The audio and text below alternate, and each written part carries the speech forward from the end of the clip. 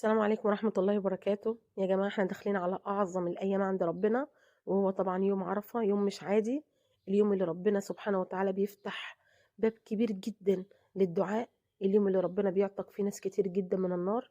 علشان كده اوعى تدخل اليوم ده بشكل عشوائي. حاول من دلوقتي تجهز قلبك. أول حاجة تحاول تصلح اللي بينك وبين ربنا، تستغفر كتير حتى لو انت حاسس ان انت مقصر. حاول تسامح الناس. اوعى تدخل اليوم ده وقلبك شايل اي زعل او خصام.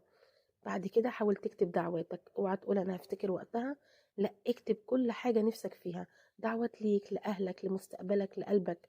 بعد كده حاول تقرب من القرآن اليومين دول، لأن القلب لما بيقرب من كلام ربنا عز وجل بيبقى أهدى وأنضف.